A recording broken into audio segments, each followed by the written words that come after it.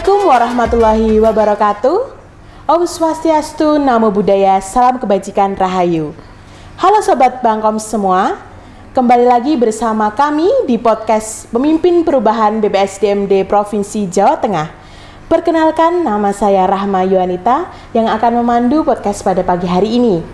Dan di samping saya ada salah satu peserta dari pelatihan kepemimpinan pengawas Angkatan 5 sebagai narasumber pada pagi hari ini. Selamat pagi Bapak. Selamat pagi Mbak Rahma. Bagaimana kabarnya Bapak? Baik, Alhamdulillah.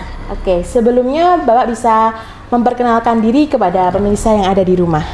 Terima kasih. Assalamualaikum warahmatullahi wabarakatuh. Mohon izin memperkenalkan diri, nama saya Sarman.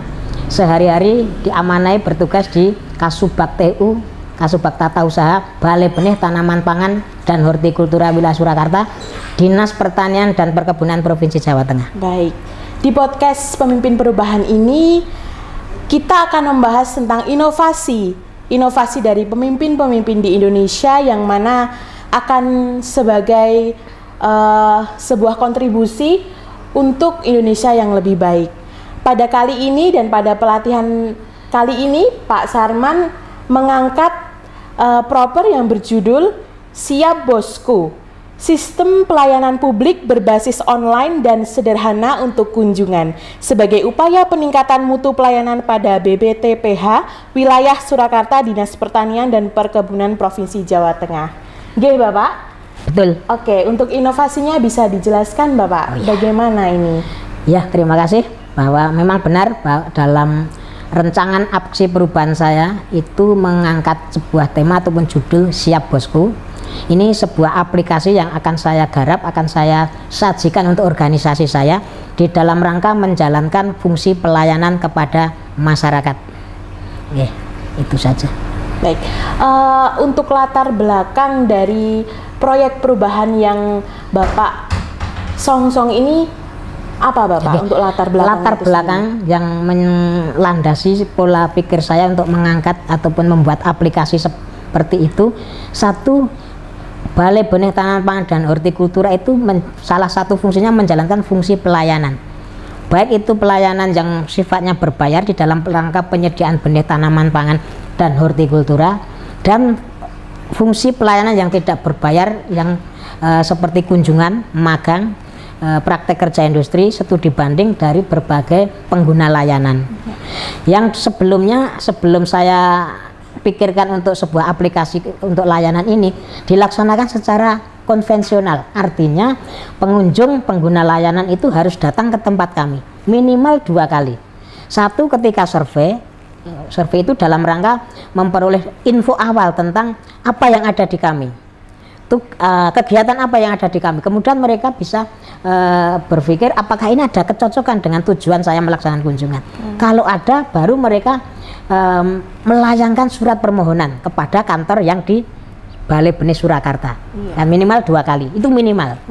Nah, berpijak dari latar belakang yang seperti itu, maka saya berpikir karena pelayanan saat ini di era yang serba digitalisasi itu kan menuntut serba cepat, serba akurat, efisien, bahkan hemat biaya juga. Sehingga harus saya buatkan aplikasi yang mampu diakses dari manapun itu pengguna layanan berada, sehingga akan efektif, efisien, hemat biaya. Begitu latar belakang yang menyebabkan adanya pemikiran inovasi tersebut. Lalu Bapak, selanjutnya ini untuk tujuan besar dilaksanakannya proyek perubahan yang Bapak usung kali ini itu apa Bapak kira-kira? Tujuan jangka pendek tentunya yang pertama bahwa existing tenaga pelayanan, SDM pelayanan di tempat kami dari tahun ke tahun semakin berkurang. Sehingga bagi organisasi tujuan jangka pendek minimal ini bisa menciptakan sebuah sistem yang mempermudah kami di dalam melaksanakan pelayanan. Kemudian juga kepada pengguna layanan itu juga semakin cepat memperoleh pelayanan. Kemudian jangka panjangnya bahwa sistem aplikasi ini juga nanti akan kami integrasikan ke dalam layanan yang lain. yang satunya tadi yang berbayar tadi, sehingga setiap pengguna layanan yang datang kepada kami, entah itu tujuannya mau berkunjung, entah tujuannya mau membeli benih tanaman dan hortikultura, bisa bekerja di dalam aplikasi itu, ataupun requestnya di dalam aplikasi itu. Karena dunia juga sudah modern, Bapak. Kami kan harus melangkah lebih cepat. Kami sebagai institusi yang juga menyelenggarakan pelayanan publik, mau tidak mau harus ikut di situ, di era yang disrupsi teknologi seperti ini. Betul. Lalu Bapak, untuk langkah-langkahnya sendiri dalam menjalankan proyek perubahan Siap Bosku ini, apa saja Bapak langkah-langkah yang dilakukan? Langkah-langkah mestinya ada jangka panjang, jangka pendek, menengah dan panjang. Nah, yang di dalam masa saya menjalankan rencana aksi perubahan di jangka pendek tentunya 60 hari kerja, itu satu mestinya membentuk tim dukungan dulu, tim efektif. Kemudian setelah tim efektif itu terbentuk, mestinya saya segera mengkoordinasikan tim efektif untuk bekerjanya dengan stakeholder dalam rangka mencari dukungan. Kemudian juga setelah itu pembuatan rancang bangun alur pelayanan yang nanti akan kami tuangkan di dalam aplikasi. Betul. Setelah rancang bangun itu terselesaikan, baru kemudian membuat aplikasi lengkap dengan fitur-fitur yang akan kami sediakan di sana. Setelah itu baru aplikasi itu kami coba di internal dulu. Setelah baru kami sosialisasikan kepada stakeholder pengguna layanan. Baru kemudian kami lakukan pilot project untuk penerapannya. Terus itu yang di jangka pendek. Jadi target saya di jangka pendek di 60 hari itu adalah melaksanakan pilot project penerapan di minimal 2 unit penunjang. Unit penunjang itu kebun benih lah. Baru di jangka menengahnya nanti saya akan melaksanakan implementasi secara luas di 16 unit penunjang, karena kami punya 16 unit penunjang sebagai ujung tombak pelayanan. Di jangka panjangnya nanti baru integrasi yang saya samakan di depan tadi, pelayanan yang lain kami integrasikan di Siap Bosku. Siap Bosku itu. Nah, untuk stakeholdernya sendiri itu siapa saja Bapak, pihak-pihak yang diajak bekerja sama untuk proyek perubahan Siap Bosku ini? Mestinya stakeholder yang utama dan utama itu ada kepala dinas selaku pendukung, sekretaris dinas, kepala balai selaku mentor juga. Itu kami tempatkan di stakeholder yang utama. Baru nanti didukung oleh stakeholder yang primer maupun sekunder. Di sana ada tim efektif, saya masuk di dalam stakeholder itu juga.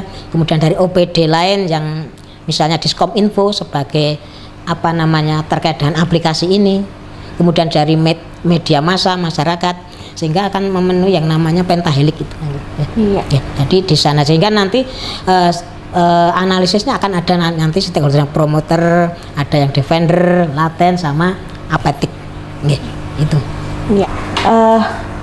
Sejauh ini Pak, untuk proyek perubahan Siap Bosku ini, hambatan-hambatan yang muncul dari langkah-langkah yang sudah Bapak tempuh ini apa saja Pak kira-kira? Proyek ini kan baru mau mulai besok pagi. Sehingga tetapi meskipun begitu, bayangan hambatan kendala yang akan muncul itu sudah kita petakan, sudah kita inventarisir. Misalnya saja di dalam tim efektif. Tim efektif itu kita bentuk untuk mendukung tugas project leader, tetapi mereka kan juga punya tugas lain, tugas organisasi. Itu salah satu hambatan yang mungkin nanti akan muncul, kita bayangkan muncul. Kemudian dari sisi pembuatan aplikasi, tim IT yang kita bentuk itu juga mungkin ada kekurangan di dalam pengetahuan untuk membuat aplikasi. Tetapi semuanya itu nanti sudah kita siapkan, saya siapkan langkah-langkah untuk mengatasinya. Misalnya terkait dengan tim efektif yang punya tugas lain selain tugas di dalam membantu project leader, itu saya adakan komunikasi yang efektif, kemudian baik formal maupun non formal menggunakan WAG misalnya. Terus kemudian yang untuk IT misalnya saya menggandeng vendor untuk membantu itu ada sebuah langkah-langkah di dalam rangka mengatasi potensi-potensi kendala yang bakal timbul, yang kita bayangkan bakal timbul. Mudah-mudahan tidak. Mudah-mudahan tidak. Semoga lancar ke depannya. Lalu Bapak, untuk harapannya sendiri dalam pembangunan Siap Bosku ini, Bapak harapnya bagaimana? Harapan saya mestinya sudah jelas bahwa Siap Bosku ini satu akan berguna bagi masyarakat pengguna layanan khususnya, karena kami institusi pelayanan harus berusaha menyediakan layanan yang prima bagi masyarakat.